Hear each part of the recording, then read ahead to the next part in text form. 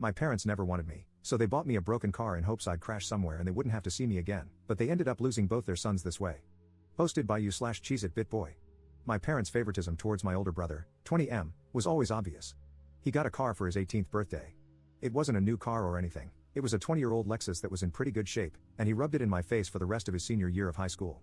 Compared to my brother, I get just as good grades as he does, sometimes even better. I worked my hardest in the hope of fairness, and I even did some volunteering, cleaning up garbage in my local area. But then my 18th birthday came and went a few weeks ago. The only thing I wanted, the only thing I was hoping for, was a car.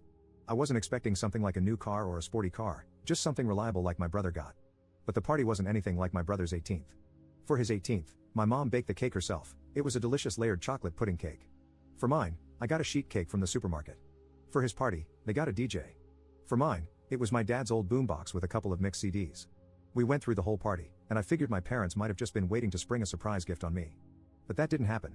I asked them as things were wrapping up why there was no car when my brother got one, and they said they felt like he'd worked harder for it. I asked what he did that I didn't do because I did all of that and more. My grandma was nearby and heard everything. She then asked them why as well. She ended up lecturing my parents, saying she was extremely disappointed in them for showing favoritism. Then she proceeded to announce to everyone still there that my parents thought it was fine to get their firstborn son a car and a DJ, but not their second. She even pointed out how much harder my parents tried for my brother's 18th birthday than they had for mine. My uncle was the first to stand up and say something, followed by everyone else who hadn't left yet. I ended up just walking away and going to my room to sit and think. I got a few apology calls from relatives, and my grandparents convinced me to go out with them for the evening. But when I got back, my parents were pissed and told me I had shamed them in front of the whole family. I just walked past them because I didn't want to fight. The next few weeks went by with a silent treatment between us. Then, a few days ago, my parents suddenly surprised me with a white 98 Subaru Legacy that runs great. They practically threw the keys and the title in an envelope at me and said to have fun. I got the car, and they're paying for insurance for the next 6 months like they did for my brother. I know a car isn't really a right, but a privilege, so I feel like I've essentially blackmailed my parents into getting me one. Update 5 months later. I've not logged onto this account in roughly 5 months, so now I can tell you all the rest of what happened before college starts. But before that, there are some things I want to address from previous commenters. I literally needed a car because there was no way for me to get a job without one. I had no personal transportation and live over 10 miles from the nearest bus stop. So for those who kept telling me to give the car back because they think I was either too spoiled and should accept that life is unfair, or that I shouldn't take handouts, or that I shouldn't accept gifts from crappy parents, please just stop. My inbox was so crammed full when I logged back on that it took some time to go through it all. It doesn't really matter anyway though. I did get a part-time job that later went full-time for the summer after I graduated. But 3 weeks into working part-time, the Subaru blew the head gasket while on the highway at about 45 miles an hour. The temperature gauge redlined, and I had to pull over and call for help. My grandparents took a look at the car and found that someone had run a lot of gasket sealer in it, and it was still in the coolant. The car was basically band-aided back together before my parents bought it and was then barely hanging on by a thread. It drove great, and I was never pushing the car hard as I'm kind of a slow driver. My parents claimed no prior knowledge of the problem, but their only real reaction was to shrug and say it was karma for making them get me the car in the first place. That was a mistake because my grandparents were right there to witness it, and they tore into my parents like none other. My grandma told me to go wait in my room and let them sort it out. It was 2 hours before I was called back into the living room. My parents were on the couch and looked like they'd been metaphorically hit by a truck. My uncle and 2 other relatives were there now too. My grandparents had gotten it out of them that when they bought the car, they just looked for the cheapest thing they could find close to the area that still ran and bought it, no questions asked. They didn't even bother to inspect the car, let alone properly read the ad for it. My uncle, who knows a thing or two about cars, told me that the engine would basically need to be rebuilt because the head gasket warped the block, and it would cost more than the car is worth to fix it. I had to call into work and tell them I was unable to make it in because my car was fried. They understood and basically put me on a sort of unpaid leave for the moment. Now, I want to point out that I had no involvement in what happened next. My grandparents just told me to chill for a while and let them and my parents take care of this, and they did. A few days later, they came back with a 1999 Honda Civic hatchback with 180,000 miles on it. It was white like my Subaru and drives great. It's not all-wheel drive like the Subaru, but it's great on the road and gets better gas mileage. There was also a list of all recent repairs done to the car, including things like a new radiator. My uncle also went over the car before giving it the okay, and I thanked everyone profusely. My parents, though, were not happy for me at all. They said very little and just walked away. There wasn't even that vibe they had last time of acting like they were giving a new toy to a brat. If I could put it into words, the way they acted was just pure defeat. The Subaru got resold later for $400, as that was the best we could get for it with the blown head gasket. That money was put into my savings. That's only one half of what happened, though. You see, when I said I did better in school than my brother, I wasn't kidding. My brother got a 30% scholarship after he finished high school, while I got a 50% scholarship. Not at the same college, of course, but at one comparably good that was also closer. To say my parents were shocked is an understatement. Of course, they just both looked unhappy as soon as the shock wore off. I decided it wouldn't be a good idea to poke the bear by asking them about it, but my grandma thought otherwise and poked that bear, and I mean really poked it. First, she asked if my parents were happy for me. They claimed they were, but it really didn't show in their attitudes. So my grandparents finally asked what their problem was. Why do they dislike me? Their second son was doing great, even exceeding expectations, and they can't be happy about it? Did they want me to fail? Were they hoping I'd fail? What is the deal? My mother looked really upset, and my father couldn't look me in the eyes. They both meekly said they were happy for me and managed to say they wanted me to take the world by storm when I go to college. They even said they'd help pay some of my tuition as well, just like they are for my brother. My grandparents sharply said that they had better keep their word because there should never have been any favoritism, period. I thanked my parents for their help, received a light, if not limp, handshake from my father, and a very stiff hug from my mother. It all felt so forced. I was and still am extremely thankful for the car and the tuition, but my parents just drained the room of all emotion. I ended up asking if my grandparents knew what it was that made my parents act this way. I asked if I was an accidental pregnancy or something.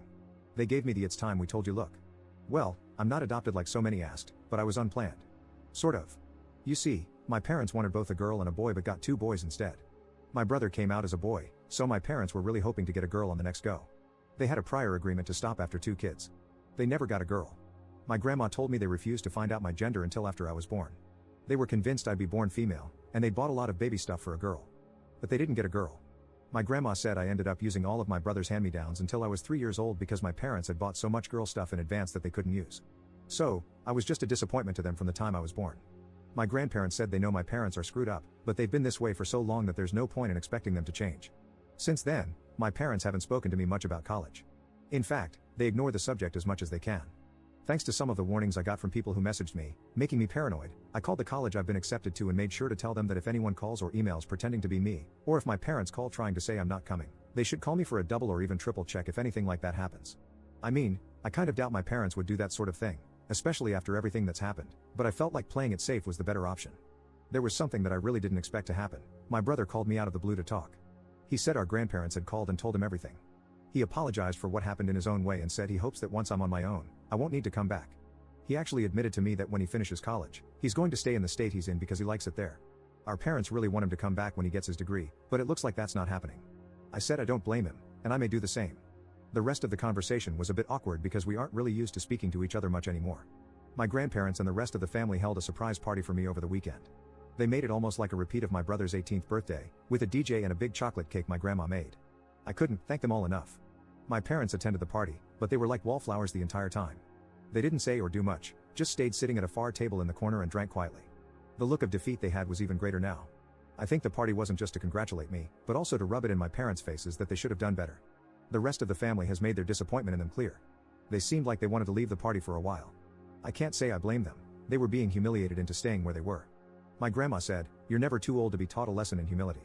As for my personal life, my part-time job went full-time after high school, and I've been working hard to build my savings before I leave for college. I made minimum wage, but a job is a job, and I want to leave it with my best effort put in before my 2 weeks notice is up. I doubt I'm going to be coming back here to make another update, so thanks for reading. Update 2 years later. I've been away for 2 years, and I kinda expected I'd be back to post one last time in 2024, because my brother went for a 4-year bachelor's degree, much like I currently am.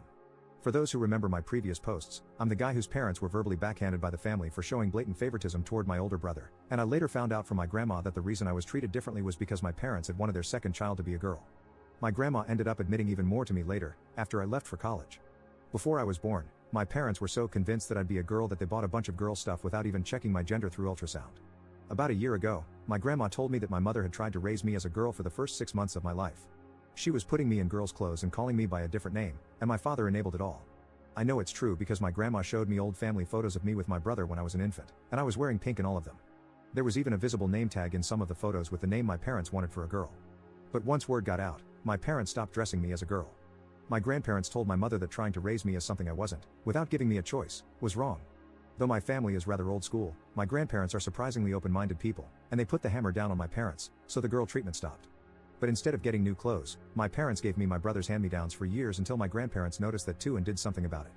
Finding out all of this made me realize that my grandparents kept my childhood from being far worse than it was, and they never told me until these past couple of years. I am incredibly thankful for them. My mother apparently struggled to call me by my real name for 2 years or so. Because my parents didn't get the girl they wanted, they refused to connect with me like they did with my brother, the boy they actually wanted. When my grandparents heard I wasn't getting anything new like my brother was, they threatened to petition for guardianship of me. They had evidence of the various things I described too. My parents couldn't stand for anything that could become a public scandal, so they stopped with the hand-me-downs and pretended to love me for a while. But as I got older, it degenerated into indifference, and maybe even into hate. I'm not sure. Hate means you still care in some way, but indifference is the actual opposite of love. I just know my parents couldn't accept that their favorite son wasn't the best at everything compared to their unwanted son. Since I moved out, they've barely interacted with the family. They threw themselves into work, partly because the rest of the family forced them to contribute to my college, like they did for my brother. But also because, to them, working was the only thing that gave them a reason to tell everyone to leave them alone. My grandma suspects they've even slept in their cars a few times to avoid coming home.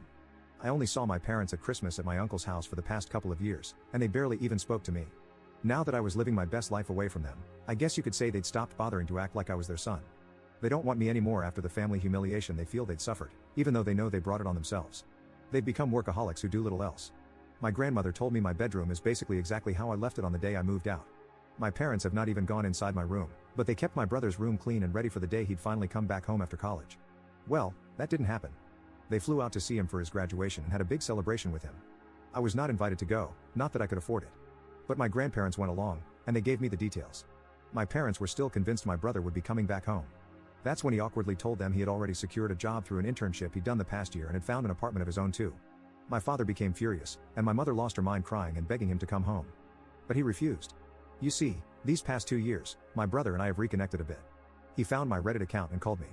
He wasn't angry, just wanted to talk. He admitted to me that our parents put him through a lot as well. Our mother absolutely smothered him, especially when I wasn't around, and our father was quite strict with his expectations. The fact that I did better than my brother when our parents had invested everything into him just broke them. Now they're extra broken because my brother refused to come home with them. The way our parents treated my brother is also the reason we stopped connecting as siblings until these past couple of years. He did bully me at times when we were growing up, but that's because being the favorite went to his head. However, it was favoritism with strings attached, and when he realized that, he got counseling after moving out. My brother also has a girlfriend he met while in college, and he kept her a secret because he knew our parents wouldn't approve. When they eventually found out, they didn't approve, and my mother even referred to his girlfriend, whom she hadn't even met, as a SLT. My brother blew up at them over that. His girlfriend is in nursing school and a year from graduation herself. My brother says she's the best. I've never met her, but she sounds wonderful from how he's described her.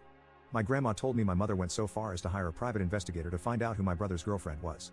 She was irritated to learn that the girlfriend was squeaky clean and from a good family on the same side politically too. In her mind, the girlfriend was the reason my brother wasn't coming back, even though he made it clear he decided that before even meeting her.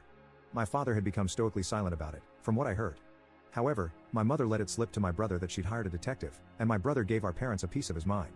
This led to a whole argument about how they gave him everything and how he was ungrateful for not coming back. But he called them out, saying that being the favored child is abuse too because they nearly made him like them. Hearing that broke my parents. My brother told our grandparents, and they staged another family intervention, one I was even involved in through a video call. My parents tried to ignore me, but even my brother told them to talk to me. We all told them enough was enough. They have 2 sons, and they needed to start treating us fairly. They had let something as idiotic as not being born the gender they wanted ruin their love for me from day one. Pardon my language on this next part. My father hit his breaking point and yelled, "You want us to admit we effed up?" Well yeah, we did. What do you want us to effing do? Effing time travel? We're paying for part of his effing college too. What more does he effing want from us? Things ended very poorly in that intervention. My mother cried and said she was sorry to me, but I still didn't feel her heart was in it.